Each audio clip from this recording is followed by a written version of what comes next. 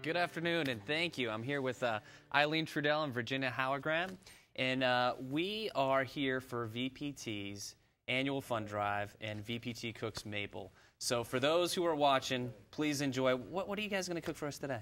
Well, we're going to start with main course entree. It's maple venison marinade, and that's Vermont venison. Yeah, hold on, before we get too far into this, where did this venison actually come from? Actually, it was harvested on the farm like the maple syrup.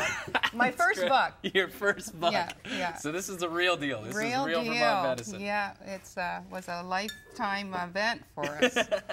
Yeah, so we're going to start by a recipe that we were given to try with the venison.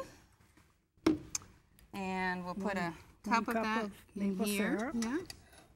And this is your maple syrup, right? Exactly. And you can find this out on your farm. Yes. So if you guys are heading towards East Fairfield, stop on by.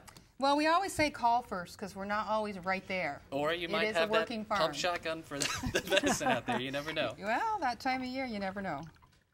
I guess it could be. And a little soy sauce. Yeah, we're going to do like a half a cup of soy sauce. Yeah, and I mean, for those who are at home that don't necessarily marinate a lot of meat, soy is great because it incorporates a lot of salt into it, but also it tenderizes the meat very well because the enzymes in it. Must be about enough. So to the cup of maple syrup and the half a cup of soy sauce, we're going to add a quarter cup of ground ginger. Wow, that's a lot of ground ginger. That's going to be pretty flavorful stuff. We thought the same thing. I thought it was a lot of... Because, of course, this was a recipe that was shared with us with someone else. And are you going to say the original creator of the recipe, or no, keep it secret? Mom's hairdresser. Ah, there you go. It's all, your hairdresser tells you everything. And so we thought the same thing, but we called and checked, and she said no, the quarter cup was what you needed. Hairdressers never lie. But we went a little light on the garlic. We just added the quarter cup of fresh chopped garlic, and we did do a little light on that. And then the other ingredient is a cup of pineapple juice. Great. The brown sugar. Yeah. And that pineapple juice is going to help bring out that acidity to help penetrate that meat. Yeah, and then we've got some brown sugar. And we've got a cup of that as well. I suppose we have to make sure we got heat on this, get it simmering. Yep. And how long do you cook this for? Till you get a little boil going for 15 minutes or so. So you got this simmering for 15 minutes, and then add your meat. We've got the meat right here. And so you've actually taken this. You know, if you can see this, we've got this beautiful piece of your fresh kill of venison, and you just take it, and you've already got it sliced. And a lot of people don't necessarily do this, but it's a great idea if you really want to incorporate that flavor into the meat, is to have it all sliced up so it really gets all over it. So we've got that, and we just pour it right on top of this? You bet. Would you cool it first? No, you're going to cool it after. Okay. I wondered about that, too. Okay, well, hairdresser, you want to knock your hairdresser. I can smell it already. I can smell from the magic oven, so. I guess we probably, you might want to cool it a little bit, because it probably would. We don't want to boil. We don't want to poach it or boil it, yeah. But you take your, simmer that for 15 minutes. Okay. And just add it to your venison. And then just kind of, here, I'll do the breakup oven. And we're just going to take it, and we're going to kind of slide each piece around to really get it incorporated in there nicely. That's beautiful venison. Thank you. I'm going to come to your farm. We're going to go hunt Bambis all the time. Actually, with the kind of winter we had, it's the harvest, the statement of why we do it is there. I think a lot of deer suffered this winter with all the snow. Well, this one did. So put it in the refrigerator overnight. Okay. Then the next day for lunch, you've got your meat all ready to go. And when it's all marinated, it looks like this is that's been set overnight. It's a little different cut of meat, but yeah. But I mean, you can really see. I mean, the difference between the two. We'll try to put them side by side. You know, basically that soy incorporates all of its flavor. It looks like marinated steak tips. It looks delicious. Do you want to try it now, or wait till we make our dessert? Let's make the dessert. I mean, we should always have dessert ready to go first, so we'll make the dessert. Set a few things out of the way. And it just seemed like a good idea to bring you dessert that also uses a spring crop, which is rhubarb. Which is, I love rhubarb. I actually talked to my mom on the phone today. We were talking about rhubarb and how It's such a great, if you don't have a rhubarb plant out there, get one, because it grows forever, and it's the freest food that you can ever get. Perennials are like that, and if you like them, it's okay, but if you don't, so If you rhubarb's don't. a good one. Yeah, So we've just got the rhubarb sliced, diced on the bottom. exactly. Great. You can put the kids to work on that if you want. Okay. 1 egg. 1 egg's going in there. We'll let Mom start beating that up before we put in the next ingredient here. So this time we're just using the white sugar. Okay. And I guess this came back in the microwave. And then kind of fold it in the This might work butter. in with a spoon, maybe a little easier. Or... You just forget. She's got it going on. She's got a system. There we go. You know, just to bring it back to your hairdresser, too, how many recipes a year do you get from your hairdresser? Well, it actually came from her hairdresser through Yeah. my hairdresser on Facebook. On Facebook. It's the new revolution.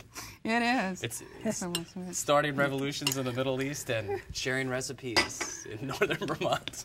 Well, I didn't get a lot of lead time for Yeah. this episode today. Fair enough. So we reached out for help. So we've got our egg and our sugar, and we've got the butter going on in there. Okay. And the other good thing about this recipe is it's really simple. There's a lot of ingredients here. No, I mean, simple is good. And I think with, you know, when it comes to maple syrup and really incorporating those flavors, you're looking for really simple recipes that really showcase that meat. So once we get that all in there, Okay? we're going to mix in the flour. Great. Don't forget Perfect. Frying it, yeah. Okay, well, Mom's stirring that up. Maybe I'll put a piece of the venison in the frying pan. Sounds good. Get that going on. Well, let's use one that marinated overnight. All right. And you got the spoon? The Here, forks. take the spoon. Forks over here. Fork's over there. It almost makes me think of teriyaki or... Yeah, I mean, it really gets that, and it's really aromatic. I mean, for those at home that can't smell it, like the second it hits the pan, it just blows up with that soy flavor. Doesn't it? It's beautiful. Yeah, it's really nice. And what's the other one? The beef jerky kind of a smell. Yeah. Yeah, so we've Great. got that going. And the maple syrup. we're going to drizzle a little maple syrup on here while Mom finishes getting Okay. that flour all mixed in. And that's just going to make it so that when you cut into it, it's super sweet. Yeah, some people might sprinkle sugar on, but in Fairfield, we pour on maple syrup. In Fairfield, we put And maple lots of syrup it. on everything. There we go. And then, of course, in the end, we'll use this again. Great. So, I don't know if we need to switch to this. Excellent. I mean, that's just good looking. I mean, this dessert, it's super quick to put together. Not complicated. You can do it at home. I mean, what did it take you guys? 5 minutes to do? It's quick. Yeah. Like I say, that's one of the reasons I like it. And we'll just try and put it on the top here. Great.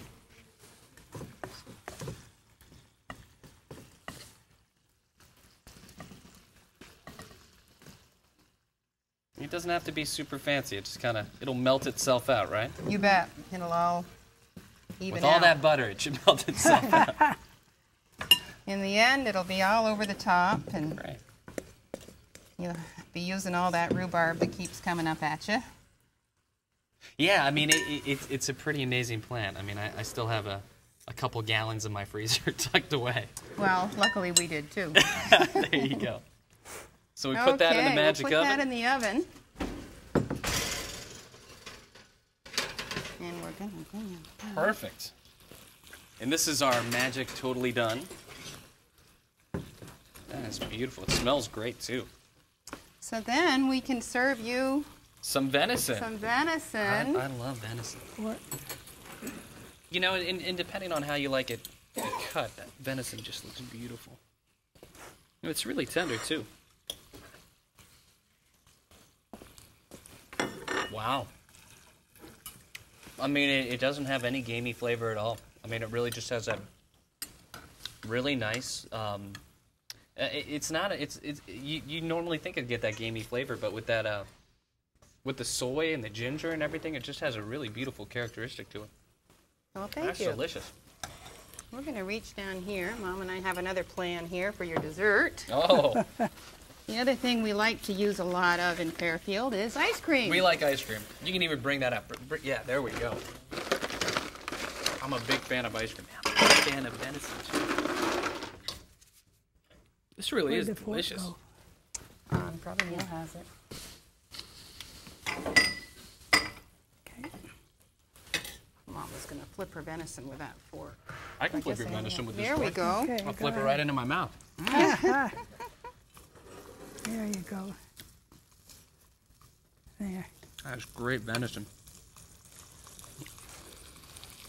So then you've got your rhubarb, which in the spring, not coming out of the freezer, it'd be a little fluffier probably. Well, a little crispier. It but gets a little more dense when it's refrigerated in the freezer for the winter. wow. Mom, why don't you add some syrup? The other thing we do, when we use syrup, we use syrup. So When you're gonna use it, you go pour it all on. out. I think that's There perfect. we go. That's great, and for such a simple dessert too, this is fantastic. Mm. And the crust is really, really. Gets a little glaze from the egg. You Yeah. know, there's no baking powder, no baking soda, so you get that little bit of a. But it's like a light, fluffier shortbread crust. I mean, it's more like a pound cake, you know, but without as much egg. It's really beautiful, and you get the nice acidity of the rhubarb. That is great. Always delicious. Well, thank you guys very much for coming out to the pledge set today. And, you know, for folks out there, just head out to East Fairfield and head out to the Trudells. Call in ahead, or else you could end up like this beautiful venison. No, maybe not.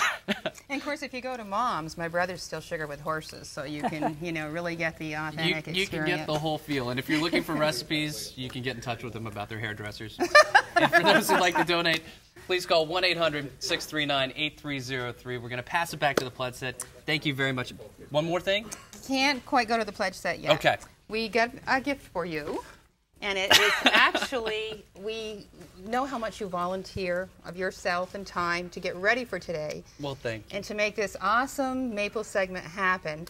And this is from the Vermont Maple Foundation. Wow, thank you the very Vermont much. Sugar Makers. I was going to swing by the store and pick up, or I was going to swing by the farm stand and pick up maple syrup on the way up, so this is perfect. Well, enjoy that on behalf of the Vermont Sugar Makers. Well, thank you very much.